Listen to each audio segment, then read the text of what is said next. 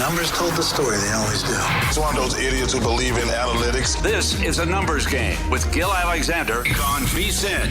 Good Wednesday morning to you. It is a numbers game at Visa, the sports betting network, Visa.com, Game Plus, iHeartRadio, YouTube TV.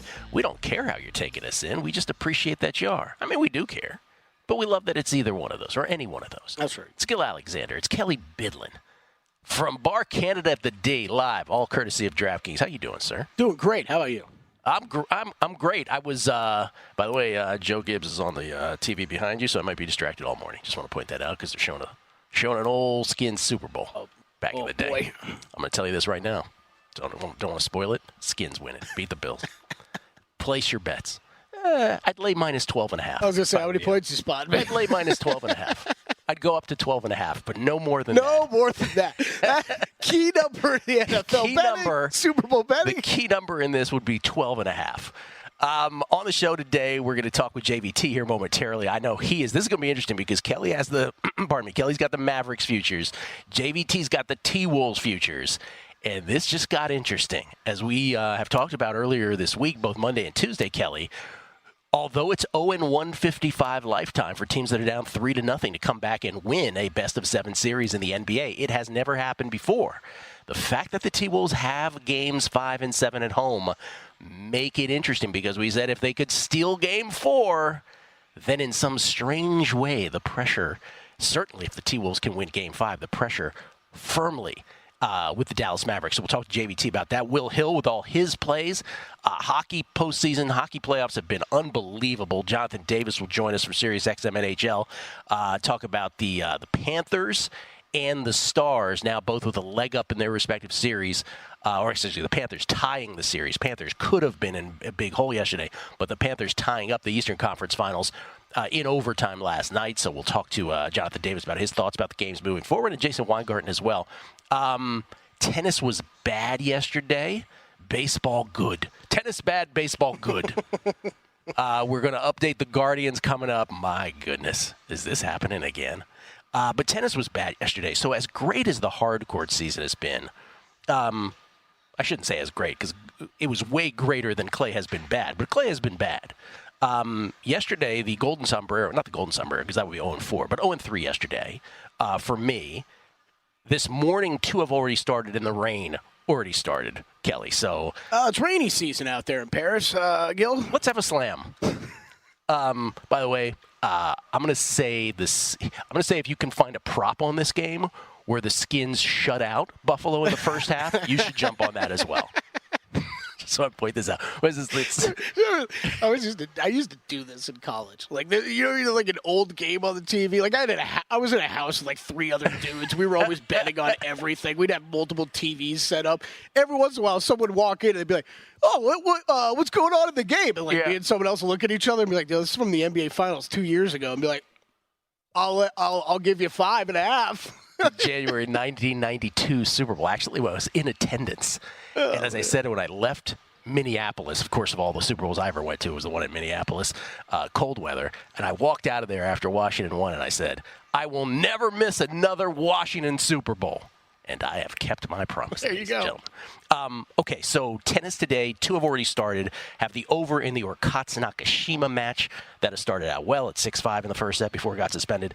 And I have Zhang Zhizhen against Sonego in the men's side, and that's 4-3 in the first set against suspended. The only thing I have left is I got Iga.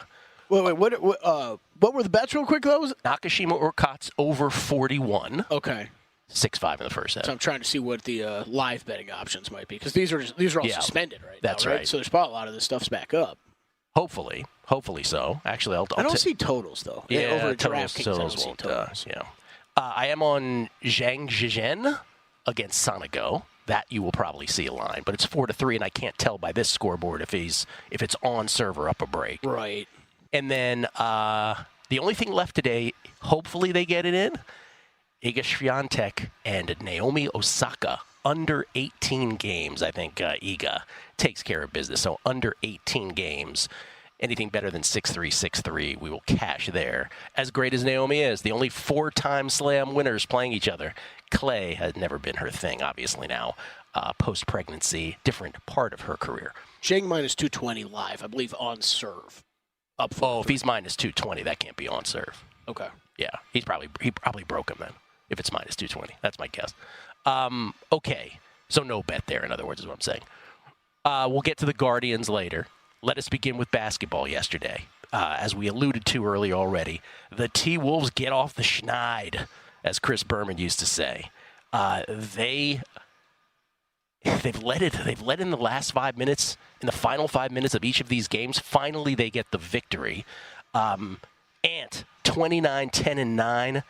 Karl Anthony Towns, 25 on 9 of 13, shooting 4 of 5 from behind the arc. Who knows what could have happened if he didn't get in foul trouble. Luka, 28, 15, and 10 in defeat. 105-100 T-Wolves. This was a game really, it was a game of runs back and forth, and then finally with less than half the fourth quarter to go, it was 90-89 Dallas, and that's when Cat came to the fore. 2 straight Karl Anthony Towns threes. 95-90 Minnesota with 5:05 left, then up 95-92. Cat with another 3, Kelley. 98-92 with 2:54 left. Ant with a spin move banker put him up 8 with under 2 minutes. 192 with under 2 minutes left. You thought this game's over. But as is the case in these playoffs, nothing ever seems to be over.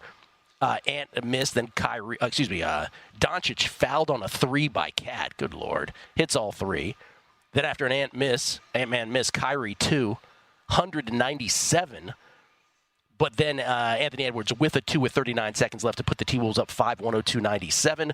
Kyle Anderson steals it from Kyrie, and you figure the game is over. But no, Conley makes 1 of 2 free throws. Remember, this was a 91% free throw shooter this year. 1 of 2 free throws is 103-97 with 20 seconds left. And then Lucas fouled on a made 3 by Anthony Edwards. But he misses the key free throw that could have cut the lead to 2 with 12.8 seconds left. Gobert got the rebound. Timeout T-Wolves. Anderson inbounds to Naz Reid for the easy layup. That did end it effectively. 105-100. The T-Wolves get it done. And so I called it yesterday when the Timberwolves were down 3-0. The series price on the Timberwolves. Remember, this is an 0-155 trend, if you will. This is a 0-155 trend. And the Timberwolves were as low as 8-1 in some shops. 10-1 was pretty much the consensus, but as low as 8-1. Almost as if the books were telling you, we don't want you to make this bet. And now down 3-1, again with home game Thursday night, tomorrow night, at Minnesota, and a potential Game 7 also on their home court. The Minnesota Timberwolves down 3-1, Kelley, are plus 450. As 4.5-point favorites tomorrow night. Plus 425 at DraftKings right now. Or, as I said, plus 425 even.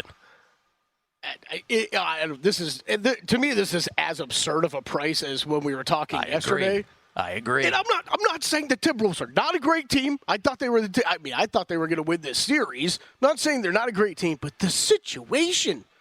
I mean, the 8-1 yesterday. I mean, that was ridiculous. Down 0-3. At least you get 2 games. You're going to get 2 games at home here.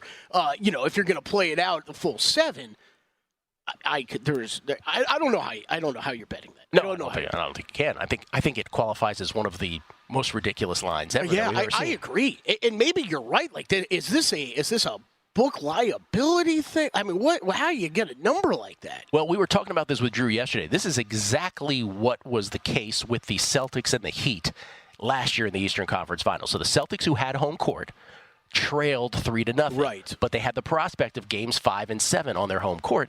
And I believe Drew said yesterday, was it Drew that we talked about this? Yeah, he brought this up. That it wasn't much longer than this. It was longer, right? Like the Celtics odds were a little longer than the T-Wolves, last year's Celtics, down 3-0, and also, who knows, down 3-1. I'd be curious to know what they were. Yeah, I'll have to go back and check some of that stuff. If we can find that, that'd be wonderful. The Celtics were, and part of the reason like people like you were kept pressing the Heat last year is because the Celtics were so highly power rated by the books that you were, they were seeing big lines on a lot of those games and stuff.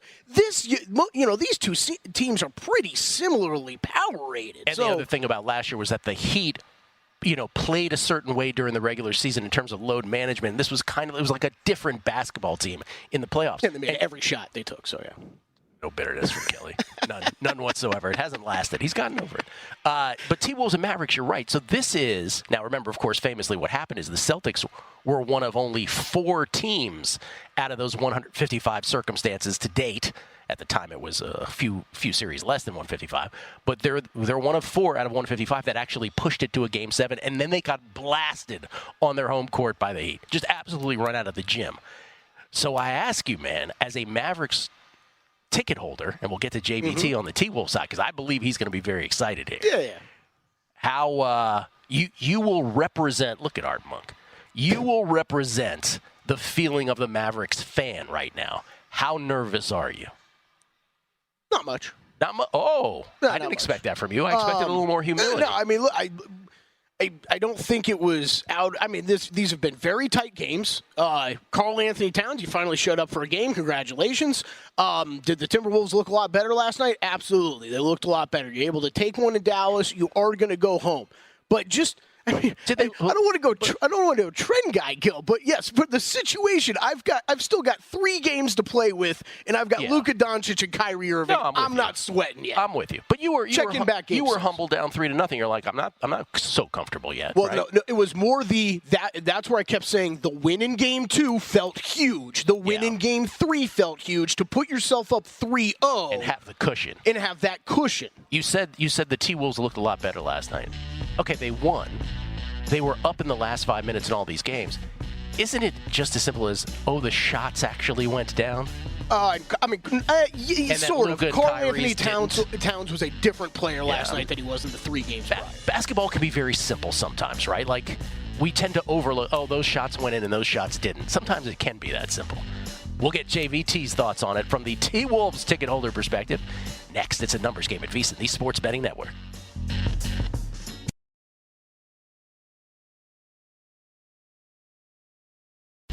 A numbers game on VSiN, the Sports Betting Network. Numbers game presented by Zyn Nicotine Pouches, America's #1 nicotine pouch. Find out more at Zyn.com. By the way, for a limited time only, and it's getting real limited, we're slashing the price of our annual subscription. Normally $240. You can now secure your subscription for just $199. Sign up today and we'll throw in an extra 2 months for free. That's 14 months of VSiN Pro access for less than 50 cents a day when you use promo code ANG, but hurry, the offer ends Friday, 2 days from now, May 31st. With VSiN Pro, you'll get immediate access to our daily best bets, complete with a leaderboard showcasing the hottest VSiN experts, betting splits that reveal where the money and bets are trending for every game, exclusive betting systems, premium analysis, and 24/7 video content. Remember, though, again, this Friday, 2 days from now, the offer expires. So visit VSiN.com/subscribe now to grab your 14 months of VSiN Pro for just $199. Again, the promo code is ANG. ANG like a numbers game.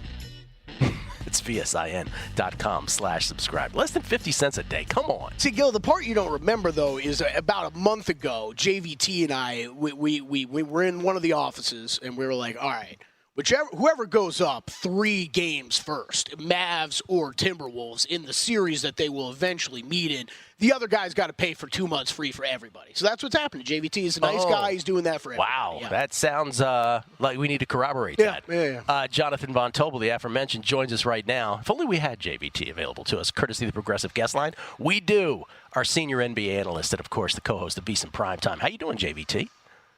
I'm doing okay. I'm glad the Timberwolves have given me a little bit of hope. But as Matt Humans famously says, there's nothing worse than hope, so I feel nothing.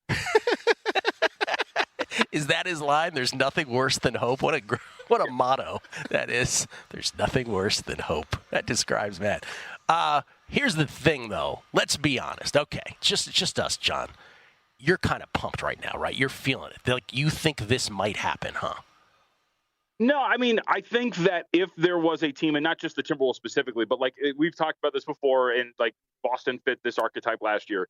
If there was a team that was going to overcome a 3-0 deficit, it would be one with home court, right? Because you're down 3-0, you win game 4, you go back home, you're going to be favored. They are. You steal that, you got to win one more road game, and all of a sudden you're looking at game 7. I mean, last year we got game 7, right, as we all remember. So I don't know if I think that they can do it, but at the very least, I'm not supporting a team that doesn't have home court in a scenario like this. They do have some things that work in their favor. And I did think that in the first 3 games, you watched a team that when they lost those matchups, because we all know how they were in these crunch time games in the first 3 contests.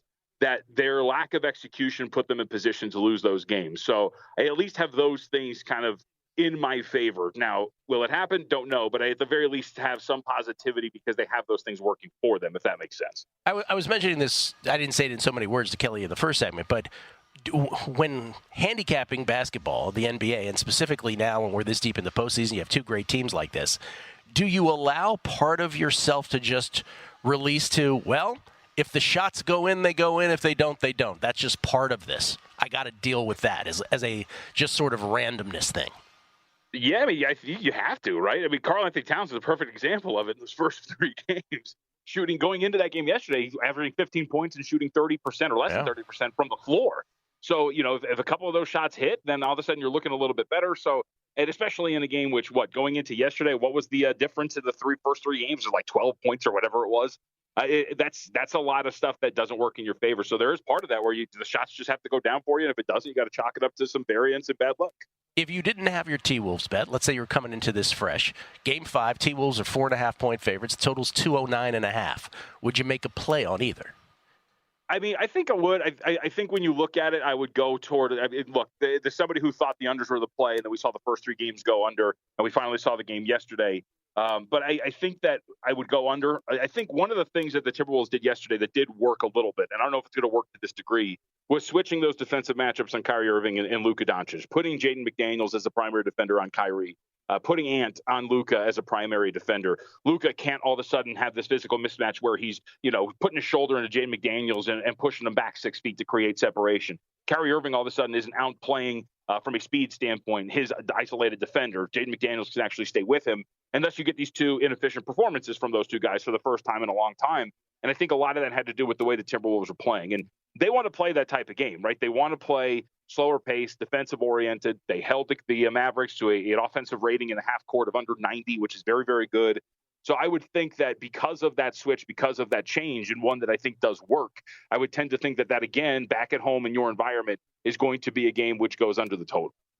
I'm assuming, because Kelley and I were I said it, I'll speak for myself. I was saying anywhere between 8-1 and 10-1 on the T-Wolves down 3-0 was the most ridiculous series price I've ever seen. And now the plus 425 even we're showing at DraftKings down 3-1. Kelley, would you like to voice what you were saying off air? I said I'd give JVT plus 425. We'd take the VIG out of this conversation. John, would you? I mean, go ahead. Well, I was going to say, personally, I already have something, so I don't need it. Right, yeah, I don't think either of us need it, but yeah. No, but I mean, yeah, I thought it was, I think it's a little short. There's some belief there. I also think that when you looked at, there was a lot of Twitter talk about this. I don't know if you guys picked up on this, but a lot of folks were surprised by the series price only because the teams never come back from down 3-0. So there was a lot of it should be 100-1, which was a little extreme. A little extreme. I get the thought process behind it, what you're talking about. Okay, the hypothetical series prices for the NBA Finals has the Celtics at minus 225-ish when last we looked, and both the Mavericks and T-Wolves plus 180-ish on the comeback. Do you buy into those numbers?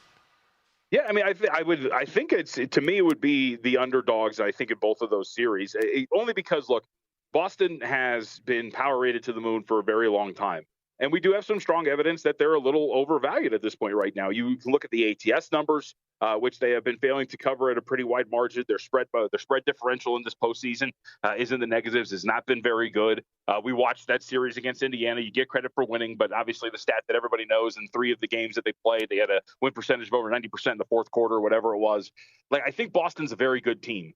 But I think that they have been power rated a little too high for a while now. And I do think that there is a higher probability that both Minnesota, should they move on, or Dallas, which is likely that they move on, wins that series against the Boston Celtics for both of those teams. So to me, it would be both underdogs. I understand the belief in Boston to an extent, but I've been saying this for a while. There's a lot of people in the analytics community that bet the NBA that do have this blind faith in Boston. And I get that Porzingis might come back, but this is a team that has struggled in crunch time throughout this entire tenure, not just this year. We're talking about the last 2 years, an overwhelmingly negative net rating in crunch time. I just don't know why we're assuming that those issues are going to be fixed in a best-of-7 against 2 extremely good defensive teams and 2 teams that are much better than the 3 teams that you faced on their way to the NBA Finals. I agree with you. You making any random Bronny James bets, by the way, JVT? No, I did bet. I do have an NBA draft bet though. I did bet Kelley and Donovan Clingan to go number 1 overall at 12-1. So I do have an NBA draft bet in pocket, but I am not going to bet Bronny James to go number 1 overall. But if you've been paying attention, you can get, there was multiple shops with his draft position. It ranges from, if I remember correctly off the top of my head, 38.5 to 46.5. Yeah. So you can set yourself up pretty nicely and just sit back and watch where he goes. Yeah, we'll have to. We got to press. We'll press Zach a little bit more for the draft information. He got Clingan at 60-1, did he, Zach? Yeah, he did bring that up in the text conversation about a week ago. He said it on air with us. Oh, yeah. Oh, he did. He did. Yeah. Okay. Yeah. Okay. Yeah, by the way, shout out to Zach because I just he was like, this makes sense. And I was like, it does. And then I went and bet it. I think in the conversation when Zach was like, I'm kind of interested in this. And I was like, what do you think? Like draft position or something? And then JVT just fired a ticket away. He's like, I bet him number 1 right already. Draft coming up June 28th for the NBA draft. Before you go, JVT, we have about 90 seconds here. Little Birdie told me that you also have a May most wins bet in Major League Baseball. Is that true? Yeah, I got 2 of them, actually. I got the Phillies and the Guardians. So this is a big week. Yeah, we got 2 horses in the race. Thank God my Angels actually did something for me yesterday. Beat the Yankees. Oh, bro. I was loving your Angels last night. You guys are big Angels fans.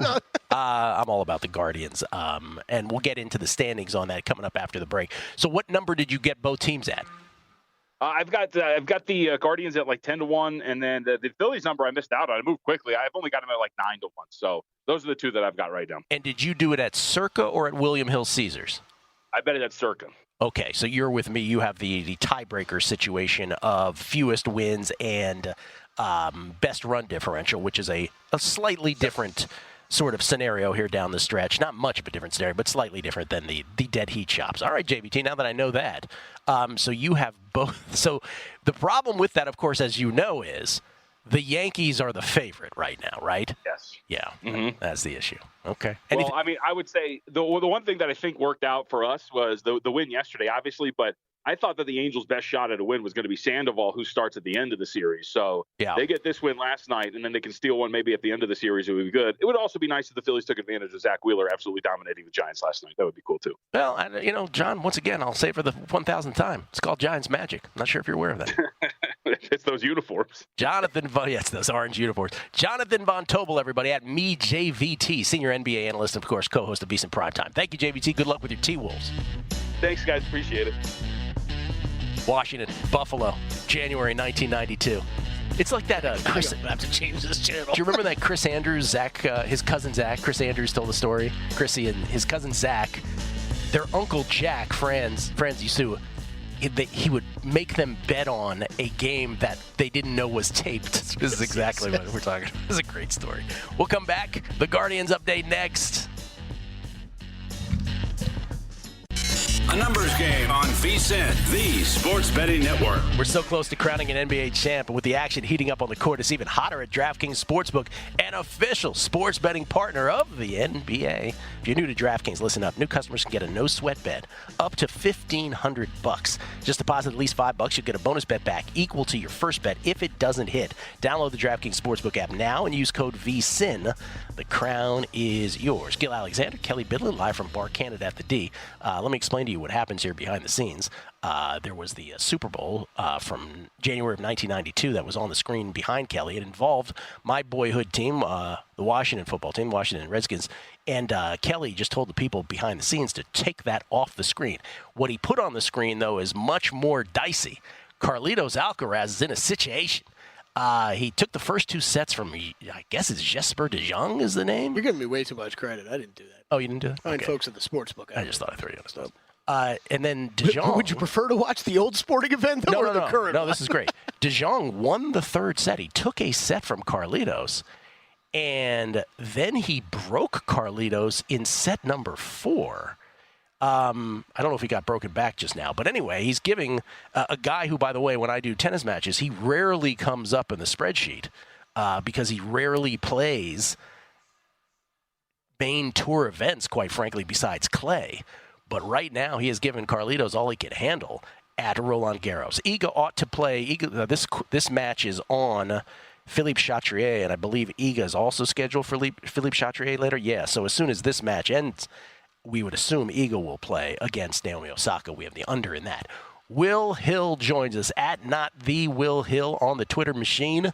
Of course, the name of his podcast is Shoulda Bet More. Comes to us courtesy of the Progressive Guest Line at Not The Will Hill, as I mentioned. Also part of the Chris Felica Bear Bets Pod Empire over there at Fox Sports. How you doing, Will? I'm good. What should I do here? Alcaraz minus 1,600. De Jong is 10-1. Is there a play there or no? Well, it's breakpoint Alcaraz, so I wouldn't touch it. Okay. No. We got a newer security guard working today, and he is pumped about the match. That's all I know. Yeah. He just jumped up and down, distracted me for a second. Wow. Hey, maybe he's got some Carlitos money. Will, you have any French? Pardon me. You have any French Open bets, by the way? Futures? Nothing other than the ones you sent me. No. There you go. Thank you very much. Okay. How about basketball? Because I know you are keeping an eye on that. Do you feel like we could see history with the T-Wolves? What's your gauge on that right now? I mean, you and I did the podcast after Minnesota beat Denver, and you and I are both kind of just threw our hands up. And I'm still kind of there where this has just been a strange postseason. I picked Minnesota in 7 going into this series, so I don't know. The first few games certainly surprised me. The game 2 surprised me. Usually when the team loses game 1 at home, they roll in game 2, and Minnesota was on their way to doing that, and Dallas rallies back. That's the real curveball in the series that has kind of gotten this off track for me. And I think John Hollinger had the stat. Minnesota has led after led at the 440 mark of all 4 games. So it's been a strange series. I wouldn't be shocked if we're sitting here playing game 7. Like I wouldn't be shocked if Minnesota actually does this for all the reasons you guys have mentioned, where not the traditional. You could throw that 155-0 out. I know it's an overwhelming stat, but a lot of those are, I don't know, like LeBron versus the Bucks when he was on the Heat, and those series are just over before they start. A lot of these just complete mismatches. This is a rare one where if you're Dallas now, you'll have one chance at home to do it, and it's going to take. If you don't do it in 6, it's going to take an upset where you're 4-point favorites in game 5, 4-point favorites or so probably in game 7 if it gets there.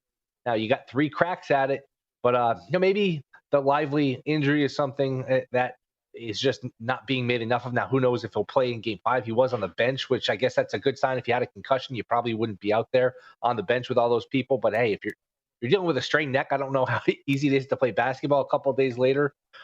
I don't know. I have my not stupid, but over 5.5 games bet for the series. It actually looks like it might get home. Who knows? So I would guess Minnesota would win, but I don't have a ton of confidence. I will say this though, it's going to happen at some point. Like it happened in baseball, happened a couple times in hockey. I remember as a kid, it's like, oh, is a 16 ever going to beat a one in the NCAA tournament? Now it's happened a couple times. These things always find a way to happen eventually. So maybe this is the year it finally happens. The Lively thing's huge. I'm glad you brought that up, Will, because it is. We didn't really talk about it early. Seeing him sitting courtside, yes. I think if you're someone like me who's a Mavs ticket, holding tickets on the Mavs, that you're not in concussion protocol, so at least you know that's not a set period of time you're already going to miss. Now, is he going to get back? Well, I don't really know. But man, he's been the 3rd best player on that team right now. What he does defensively, and then what he's doing with the lob game with Luka, he's been the 3rd most important player in the series for them. So that's a big part of it for sure. I don't think it was a coincidence that Towns got going too with no Lively. Towns got going a little bit. Yeah. You seem to have and again, I know the basketball bettors, I feel the hate wash over me when I say this kind of thing, but I think you're of my mindset, Will, you'll correct me if I'm wrong, where it's, the sports that we tend to bet, I bet baseball, I bet tennis, I bet football. Basketball to me is the one where, you said you throw your hands up. I'm kind of like that, where it's like, I'm not sure the result proves anything, if that makes any sense, in a series like this, right? You just said it. Minnesota's been up at the 440 mark in each of these games, courtesy of John Hollinger. I'm not sure the ultimate result of those games then corroborates any handicap. Does that make sense? Yeah, I would agree. And the old saying, it's a make or miss league. There's a lot of truth to that. And again, I just go back to, there have been some trends. I'm not a huge trend guy, but there have been some trends in the playoffs over the years that are just rock solid. Like I said, like the team losing game 1 at home, rolling in game 2, game 7 unders. Those trends just haven't, come home this year. And just to go back to Denver, Minnesota, that was such a wonky series when you go back to that. And that has really just kind of colored my whole view of this. We're like, what do I actually know? Because Denver up 20 in the second half of a game 7. Like, you're going to tell me they're going to blow that? And I just don't know what I don't know anymore. I don't know what I do know anymore. I think that's fair, and I think that's very honest. I feel the same about it. Okay, baseball. What did you play today? I played first 5 under. This is a doubleheader now. Tigers and Pirates. It is Skubal against Jared Jones. Both guys have been outstanding. Skubal actually got roughed up a little bit a week or so ago against the Royals, but he gets like a full week of rest. So that should be a good pitching matchup. 3.5 gets a little dicey, but I think that's like 1-1, 2-1 after 5. Those pitchers both outstanding numbers across the board, every sort of metric. So that should be a fun one. And then Skeens pitches later, which will be fun to watch. I think that strikeout total for him is juiced up a little bit just because he had that one dominant one against the Cubs a couple weeks ago, that Friday afternoon where he struck out 10 or 11 guys. He only had 3 last time out. He wasn't great he was good against the Giants. He was effective. I think it was six innings, 6 hits, 3 Ks, something like that. So my natural inclination is to play under the strikeouts. Just feel like that's jacked up a little bit. So those are the only plays I have so far. It's tough. A lot of day games today, so some of the props starting to pop up.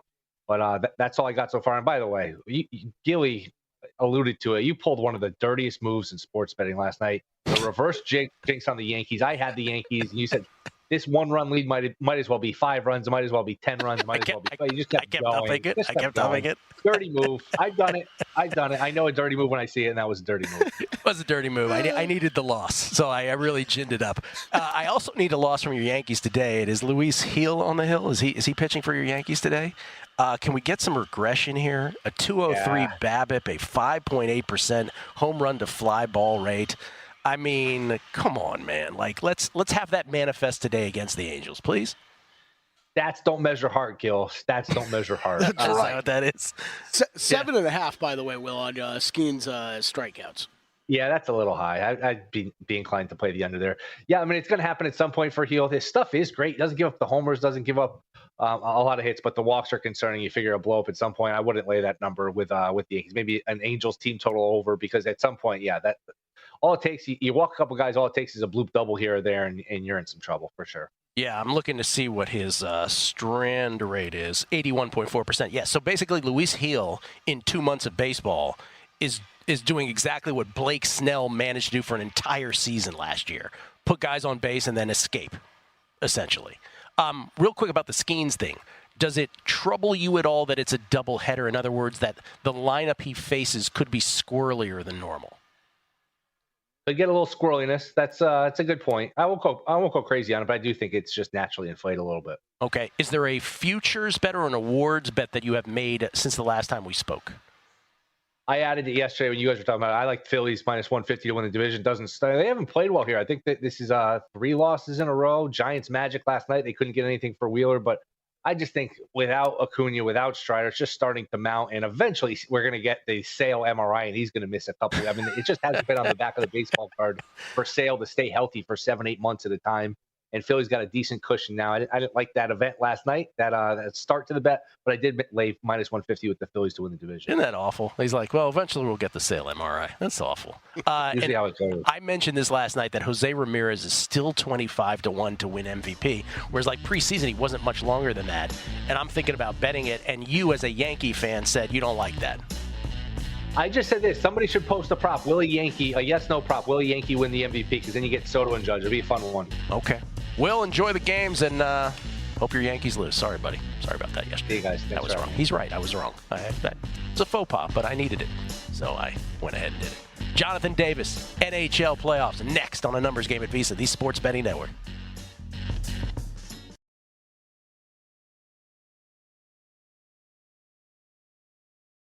A numbers game on VSiN, the Sports Betting Network. We are so close to crowning an NBA champ, and with the action heating up on the court, it's even hotter at DraftKings Sportsbook, an official sports betting partner of the NBA. New to DraftKings? Well, listen up. New customers can get a no-sweat bet up to $1,500. Just deposit at least $5, and you get a bonus bet back equal to your first bet if it doesn't hit.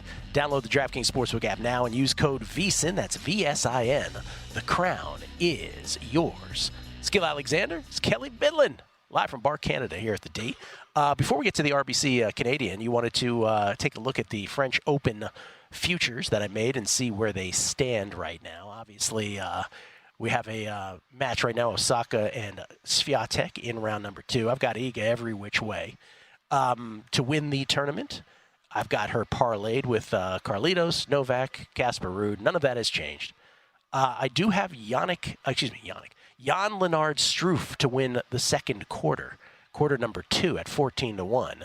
And so far, so good from Jan Lennard Struff as well. So all looking good thus far, but we're early. Yeah, we're early. Oh, and by the way, just a French Open update. All of the outside court matches have been canceled today. So only the 2 stadium courts in play for the rest of the day. So we're going to get backed up here. Anything you've seen these first days of the tournament that would affect any bets on the current futures board? On the current futures board? No, nothing so far. I mean, again, there hasn't really been any headline yet. The biggest favorite to go down, I believe, on either side is Maria Sakkari. I still haven't made my Djokovic bet yet, but it keeps getting longer. The number keeps getting longer, Gill. Why? I'm not running. Well, because he wobbled a little in his first round match before he righted the ship. So I think there is a lot of doubt about Djokovic right now. And again, he is with Casper Ruud in their quarter. So to me, again, Casper Ruud and Djokovic are headed to a quarterfinal match, I believe. And so, so it doesn't surprise me that it's a little longer. By the way, I should let people know that Kelley shared with me that he has a bets to make list. This is what Matt Brown found so amusing. So you have a bets to make list. Oh, he'd be killing me right now because it's way longer than it should be. So you still haven't bet Djokovic to win the French Open? I still haven't bet. I'm early.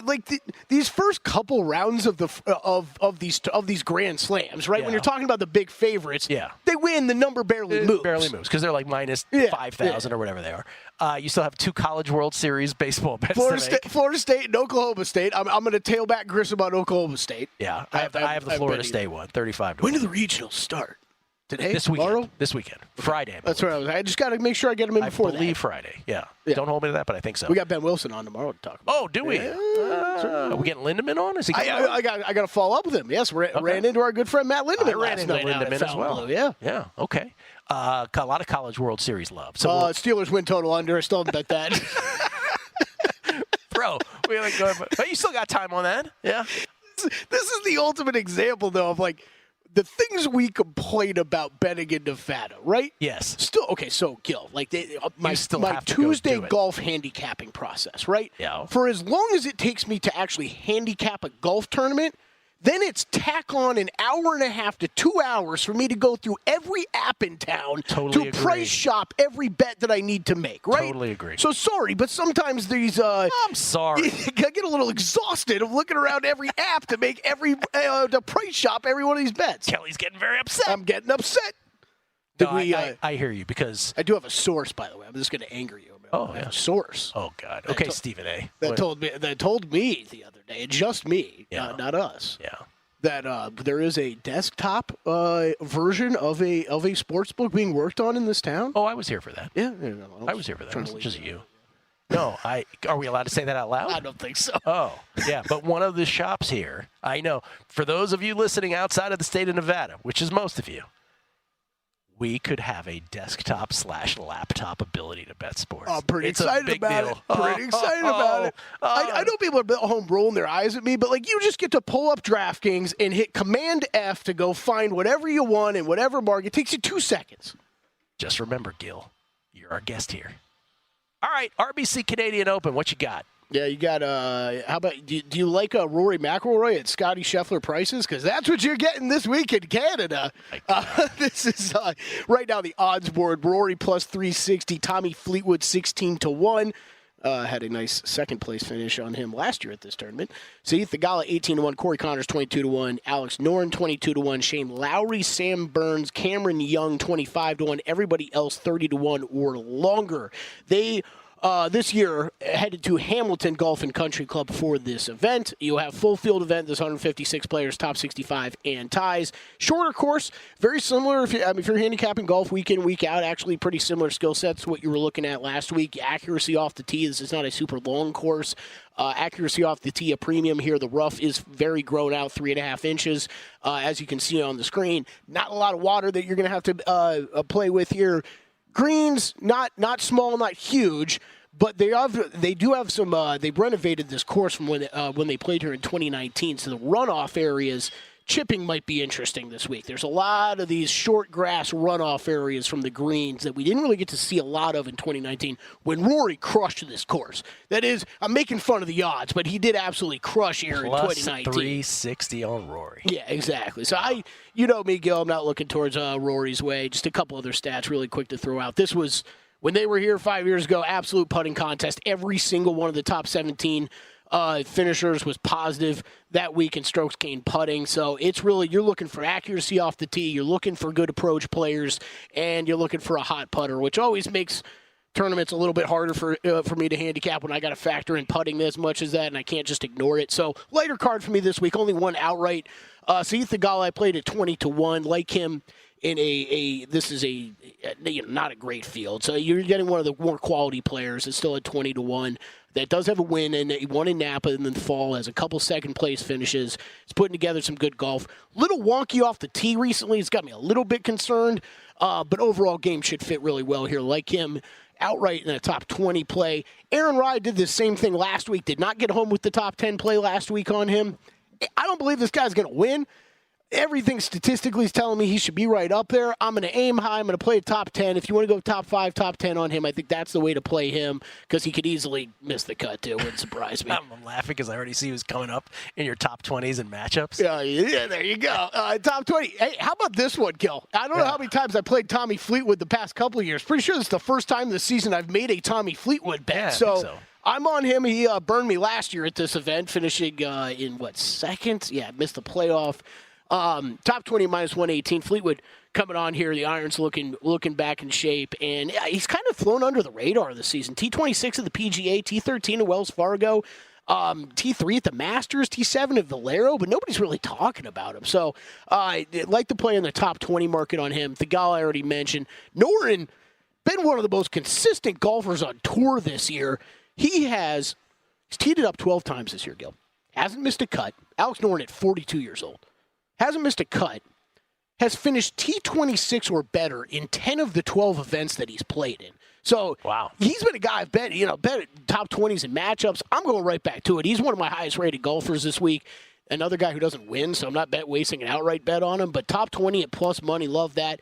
And then, yes, Gil, there it is. Kashmir Keith, I still can't quit. Hey, the top 40 got home last week. Why are you calling him Kashmir Keith? That's his nickname. Really? Yeah. Oh, wow. How'd you get that?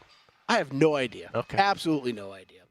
But top 40, I played on him last week. Thank God I did that instead of a top 20 because the top 40 got home. Top 20 would not have. Going top 20, though, a little bit weaker field. Still, I just need the putter. I need the putter to not be absolutely terrible. This guy would be so much better than he's finished this year on tour. You got to a couple things. You got to figure out why he's called Kashmir Keith, right? Because like Danielle freaking Collins is called Danimal. You know why? Because she's half Danielle, half animal. So you just got to get to the bottom of that kind of stuff. But Keith Mitchell comes up on your model every week. Yes. In all kinds of things.